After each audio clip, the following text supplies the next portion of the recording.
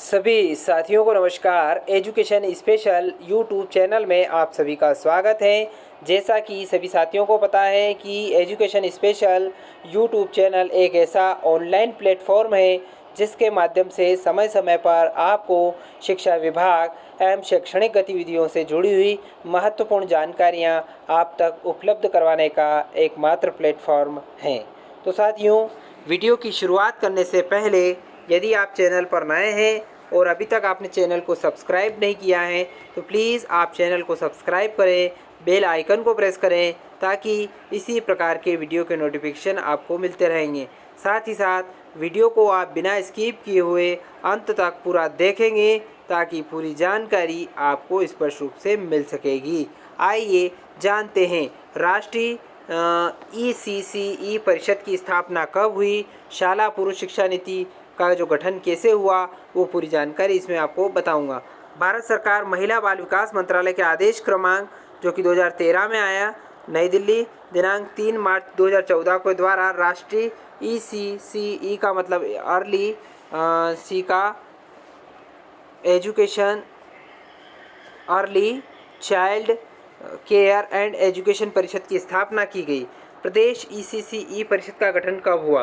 भारत सरकार महिला बाल विकास मंत्रालय के आदेश क्रमांक 2013-11 नई दिल्ली 29 अप्रैल 2015 के द्वारा राज्य स्तर पर द्विस्तरीय ECCE परिषद का गठन किया गया। ECCE सामान्य परिषद अध्यक्ष महिला मंत्री महिला बाल विकास विभाग मध्य प्रदेश शासन होंगे। ECC कार्यकारी परिषद अध्यक्ष इसके प्रमुख सचिव और महिला बाल विकास विभाग मध्य प्रदेश शासन के इसके प्रमुख सचिव होंगे। परिषद प्रदेश स्तर पर ECCE से संबंधित समस्त गतिविधियों के नियमों का निर्धारण और क्रियान्वयन के लिए निर्णय लेने हेतु अधिकृत रहेंगे। अब जानेंगे मध्य प्रदेश कार्य आवंटन नियमों में संशोधन कैसे किया गया। मध्य प्रदेश राजपत्र असाधारण 331 6 अगस्त 2016 के द्वारा पूर्व प्राथमिक शिक्षा को महिला बाल विकास विभाग के कार्य आवंटन नियमों में सम्मिलित किया गया है। इसका कार्यक्रम का संदर्भ क्या है, प्रोग्राम कंटेक्स्ट क्या है। शाला पूर्व शिक्षा जो सार्वजनिक, निजी तथा अशासकीय सेवा प्रदाताओं के द्वारा प्रदान की जाती हैं। प्रदेश में महिला एवं बाल विकास विभाग के अंतर्गत एकीकृत बाल विकास योजना के तहत 3 से 6 वर्ष के सर्वाधिक बच्चे आंगनवाड़ी केंद्रों में दर्ज होते हैं। आंगनवाड़ी केंद्रों पर 3 से 6 वर्ष बच्चों के लिए नियमित रूप से प्रतिदिन 2 सेवाओं का प्रावधान है। पहली जो सेवा है 3 से 4 घंटे की शाला पूर्व शिक्षा पूरक पोषण आहार का वितरण। असंगठित तथा अशासकीय माध्यम से दी जाने वाली शाला पूर्व शिक्षा संस्थाओं को शाला पूर्व शिक्षा संबंधी मानकों, मानदंडों और विनियमों के अनुसार सभी कार्यकलापों में समन्वय लाने की आवश्यकता है। इसका दायित्व प्रदेश स्तरीय ECCE काउंसिल का है। इसका कार्य क्षेत्र कितना है, वर्क एरिया कितना है। संपूर्ण मध्य प्रदेश के अंतर्गत शाला पूर्व शिक्षा हेतु संचालित समस्त शासकीय, अशासकीय और निजी संस्थाएं इसके वर्क एरिया के अंतर्गत आते हैं। नीति द पॉलिसी, इसकी क्या क्या पॉलिसी है ये जान लेते हैं। शाला पूर्व शिक्षा नीति बच्चों के चहुमुखी तथा सर्वांगीण विकास में सहायता देने के लिए विकासात्मक निरंतरता की प्रत्येक उप अवस्था की देखभाल और शाला पूर्व शिक्षा पर बल देते हुए बच्चे के संपूर्ण और समेकित विकास की धारणा को पुष्ट करती हैं। यह दायित्व देखभाल प्रदाताओं जैसे बच्चों के माता पिता, अभिभावक, परिवारों, समुदायों और अन्य संस्थागत तंत्रों जैसे सार्वजनिक, निजी और गैर सरकारी सेवा प्रदाताओं के द्वारा निभाया जाएगा। समुचित तकनीकी मानकों और स्तरों के अनुसार शाला पूर्व शिक्षा सेवाएं प्रदान करने के लिए बच्चों की विभिन्न आवश्यकताओं की पूर्ति राष्ट्रीय ECCE नीति 2013 एवं नवीन राष्ट्रीय शिक्षा नीति 2020 के तहत शाला पूर्व शिक्षा के साथ अन्य क्षेत्रों जैसे स्वास्थ्य, पोषण, अभिभावकीय शिक्षा, पेरेंटिंग एजुकेशन, सामुदायिक उन्मुखीकरण, कम्युनिटी ओरिएंटेशन तथा शाला पूर्व शिक्षा नीति आदि से तालमेल स्थापित किया जाएगा। नीति सार्वजनिक परोपकारी क्षेत्र में गुणवत्ता मानकों के अनुपालन को सुनिश्चित करने के लिए शिक्षा के सभी चरणों के लिए एक प्रभावी गुणवत्ता विनियमन तथा मान्यता प्रणाली स्थापित की जाएगी। आंगनवाड़ी केंद्र, शिशु गृह, प्ले स्कूल, शाला पूर्व शिक्षा केंद्र, नर्सरी स्कूल, किंडरगार्टन, प्रारंभिक स्कूल, बालवाड़ी और गृह आधारित देखरेख इत्यादि ऐसे केंद्र जहां 3 से 6 वर्ष के बच्चों को दर्ज किया जाता है, उन पर यह नीति लागू होगी। अब इस नीति की अवधारणा क्या रहेगी ये भी हम जान लेते हैं। सामान्यतः शाला पूर्व शिक्षा के बारे में अनेक अवधारणाएं हैं। माता पिता अभिभावक प्राय इसे औपचारिक शिक्षा का पर्याप्त पर्याय मानते हैं। साथ ही दूसरा पक्ष आंगनवाड़ी के शाला पूर्व शिक्षा कार्यक्रम को मात्र पोषण आहार कार्यक्रम के रूप में देखा जाता है। ECCE न तो औपचारिक है और न ही पोषण आहार कार्यक्रम है। यह एक समग्र विकास की अवधारणा है जिसमें बच्चे की उत्तरजीविता, वृद्धि और उसके सर्वांगीण विकास, शारीरिक, भाषाई, संज्ञानात्मक, सामाजिक, संवेगात्मक, रचनात्मक और सौंदर्य अनुभूति की आवश्यकताओं की पूर्ति को उपयुक्त रणनीतियों का निर्धारण कर सुनिश्चित करना है। ECCE के अंतर्गत गर्भावस्था में बच्चे का विकास होना, जन्म के बाद 0 से 3 वर्ष तक देखरेख होना एवं शिक्षा 3 से 6 वर्ष तक बच्चों के साथ अनौपचारिक शाला पूर्व शिक्षा, 6 से 8 वर्ष तक यानी कक्षा 1 से 2 तक पूर्व प्राथमिक की प्रविधियाँ, खेल विधि का विस्तार एवं प्राथमिक शिक्षा से जुड़ाव से रिलेटेड है। इस अवधारणा में देखभाल, पोषण, स्वास्थ्य, शिक्षा सभी का समावेश सुनिश्चित किया जाना आवश्यक है।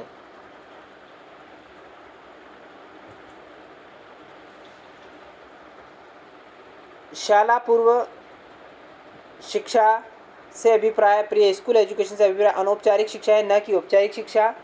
यह अतः ECC में मुख्य रूप से लचीली, बहुआयामी और बहुस्तरीय खेल आधारित, गतिविधि आधारित एवं खोज आधारित शिक्षा को शामिल किया गया है, जैसे अक्षर ज्ञान, भाषा ज्ञान, संख्या ज्ञान, गिनती, रंग, कलर, आकार, इंडोर और आउटडोर खेल, पहेलियाँ, तार्किक सोच, समस्या सुलझाने की कला, चित्रकला, पेंटिंग, अन्य दृश्य कला, शिल्प, नाटक, कठपुतली, संगीत तथा अन्य गतिविधियों को शामिल करते हुए इसके साथ अन्य कार्य जैसे सामाजिक कार्य, मानवीय संवेदना, अच्छे व्यवहार, शिष्टाचार, नैतिकता, व्यक्तिगत स्वच्छता, समूह में कार्य करना और आपसी सहयोग को विकसित करने पर भी ध्यान देना केंद्रित किया गया है।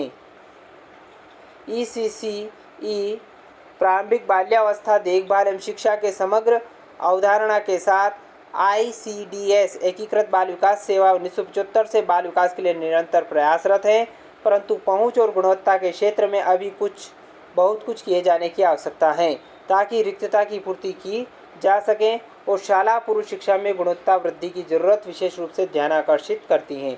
शाला पूर्व शिक्षा नीति की अवधारणा 3 से 6 वर्ष के सभी बच्चों की क्षमता के पूर्ण विकास की नींव डालने हेतु निःशुल्क, व्यापक, समावेशी, समतापूर्ण, आनंददायी और प्रासंगिक अवसरों के माध्यम से उनका सर्वांगीण विकास करने और सक्रिय अधिगम क्षमता को विकसित करते हुए उन्हें प्राथमिक शाला में नियमित छात्र के रूप में उपस्थित रहने के लिए तैयार करने हेतु कृत संकल्पित है। ECCE में दिव्यांग बच्चों को शामिल करना, उनकी समान भागीदारी सुनिश्चित करना भी इस नीति की सर्वोच्च प्राथमिकता होगी। विशिष्ट दिव्यांगता वाले बच्चों को सीखने से संबंधित अक्षमताओं के साथ कैसे पढ़ाया जाए, इससे संबंधित जागरूकता और ज्ञान को सभी आंगनवाड़ी कार्यकर्ता, शिक्षक प्रशिक्षणों का अनिवार्य हिस्सा होना चाहिए। साथ ही लैंगिक संवेदनशीलता और अल्प प्रतिनिधित्व वाले समूहों के प्रति संवेदनशीलता विकसित की जानी चाहिए। सामाजिक आर्थिक रूप से वंचित समूहों पर विशेष जोर देते हुए सभी छात्रों को सीखने में मदद करने के लिए शिक्षा के दायरे को व्यापक बनाया जाएगा। अगला बिंदु है प्रारंभिक बाल्यावस्था देखभाल और शिक्षा। ECCE की सार्वजनिक पहुंच के लिए आंगनवाड़ी केंद्रों को उच्चतर गुणवत्ता के बुनियादी ढांचे, खेलने के उपकरण और पूर्ण रूप से प्रशिक्षित आंगनवाड़ी कार्यकर्ताओं, शिक्षकों के साथ सशक्त बनाया जाएगा। प्रत्येक आंगनवाड़ी में समृद्ध शिक्षा के वातावरण के साथ अच्छी तरह से डिज़ाइन किया हुआ हवादार, बाल सुलभ भवन होगा। आंगनवाड़ी केंद्रों में बच्चे गतिविधियों से परिपूर्ण अध्ययन करेंगे। अपने स्थानीय प्राथमिक स्कूलों के शिक्षकों और छात्रों से मिलें ताकि आंगनवाड़ी केंद्रों से प्राथमिक स्कूलों में अंतरण को सुचारू बनाया जा सके। आंगनवाड़ियों को स्कूल परिसरों या समूहों में पूरी तरह से एकीकृत किया जाएगा। आंगनवाड़ी बच्चों, माता पिता और शिक्षकों को स्कूल या स्कूल के विभिन्न कार्यक्रमों में परस्पर भाग लेने के लिए आमंत्रित किया जाएगा। आंगनवाड़ी कार्यकर्ताओं, शिक्षकों के ECCE प्रशिक्षण को शिक्षा विभाग के क्लस्टर रिसोर्स सेंटर द्वारा मेंटर किया जाएगा और निरंतर मूल्यांकन के लिए कम से कम एक मासिक कक्षा भी चलाएगा। जब बच्चे कुपोषित या अस्वस्थ होते हैं तो वे बेहतर रूप से सीखने में असमर्थ हो जाते हैं, इसलिए बच्चों के पोषण, स्वास्थ्य, मानसिक स्वास्थ्य सहित पर ध्यान दिया जाएगा। पुष्टिकर भोजन और अच्छी तरह से प्रशिक्षित सामाजिक कार्यकर्ताओं, काउंसलर और स्कूली शिक्षा प्रणाली में समुदाय की भागीदारी के साथ साथ शिक्षा प्रणाली के अलावा विभिन्न सतत उपायों के माध्यम से कार्य किया जाएगा। सभी विद्यालय के बच्चे स्कूलों द्वारा आयोजित नियमित स्वास्थ्य जांच में भाग लेंगे और इसके लिए बच्चों को स्वास्थ्य कार्ड जारी किए जाएंगे। इसके अलावा कई सारे अध्ययन से ये पता चलता है कि सुबह के पौष्टिक नाश्ते के बाद कुछ घंटों में कई सारे मुश्किल विषयों का अध्ययन अधिक प्रभावी होता है। इस उत्पादक और प्रभावी समय का लाभ उठाया जा सकता है यदि सुबह और दोपहर में बच्चों को क्रमशः पौष्टिक नाश्ता और भोजन दिया जाए। जहाँ पर पके हुए गर्म भोजन की व्यवस्था करना संभव नहीं हो, वहाँ सादा लेकिन पौष्टिक विकल्प जैसे गुड़ के साथ मूंगफली, मिश्रित गुड़ चना या स्थानीय स्तर पर उपलब्ध फल उपलब्ध कराया जा सकता है।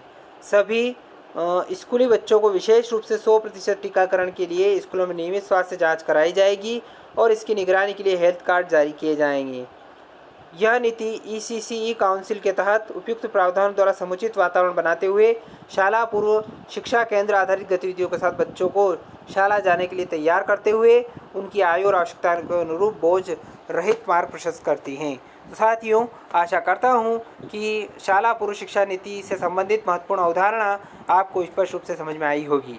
यदि वीडियो अच्छा लगे तो लाइक करें, शेयर करें, कमेंट करें। एक बार और आपसे निवेदन है, यदि आपने अभी तक चैनल को सब्सक्राइब नहीं किया है तो प्लीज़ आप चैनल को सब्सक्राइब कर लें, बेल आइकन को प्रेस कर लें ताकि इसी प्रकार के वीडियो के नोटिफिकेशन आपको मिलते रहेंगे। धन्यवाद। जय हिंद, जय भारत।